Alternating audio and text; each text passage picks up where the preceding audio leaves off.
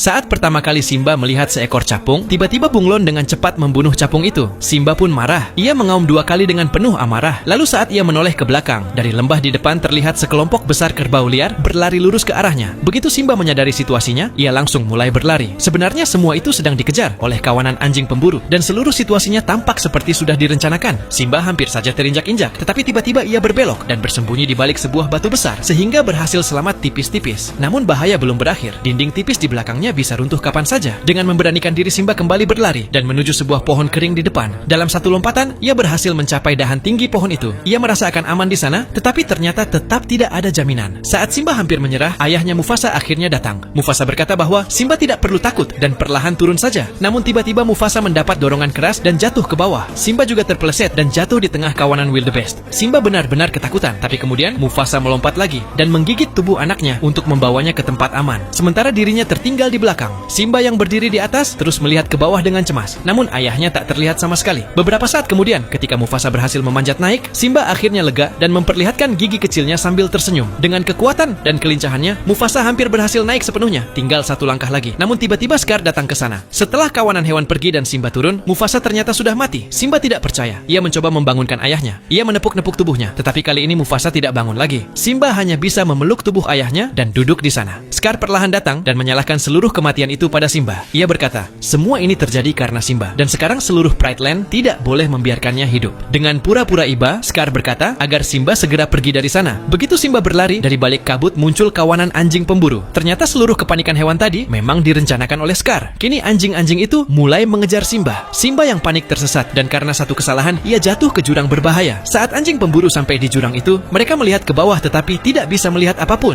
Semua mengira Simba sudah mati. Mereka pun kembali dan memberi kabar gembira kepada Scar. Setelah itu Scar tanpa perlawanan mengambil tahta raja, dan dengan alasan melindungi Pride Land, ia membiarkan anjing-anjing pemburu kejam itu masuk ke wilayah mereka. Ia tidak tahu kalau Simba sebenarnya masih hidup. Saat jatuh ke jurang, Simba tersangkut di lereng tanah di bawah sehingga selamat. Kini ia tidak punya jalan lain. Ia terus berjalan melintasi gurun. Berhari-hari berlalu tanpa setetes air pun, dan akhirnya ia pingsan. Keesokan paginya beberapa burung nasar mendekatinya dan mengepungnya. Saat mereka hendak mencabik tubuh Simba, tiba-tiba sebuah bayangan melaju sangat cepat ke arah mereka. Itu adalah 2 hewan lucu, seekor babi hutan dan seekor merkat. Nama mereka Pumba dan Timon. Saat melihat Simba, Timon ketakutan sampai melompat setinggi 3 kaki dan berlari sejauh 10 km. Ia takut singa itu akan memakannya. Namun ketika Simba sadar, ia tidak bersikap ganas seperti singa pada umumnya. Setelah Pumba dan Timon mengetahui semua tentang dirinya, mereka membagikan filosofi hidup mereka. Hidup itu singkat, jadi nikmati saja. Perlahan-lahan Simba mulai mengikuti cara pikir mereka. Ia tinggal bersama mereka di hutan damai tempat Pumba dan Timon hidup. Kini Simba sangat kelaparan. Pumba menghantam sebuah kayu kering dengan keras dan dari dalamnya keluar banyak serangga merayap.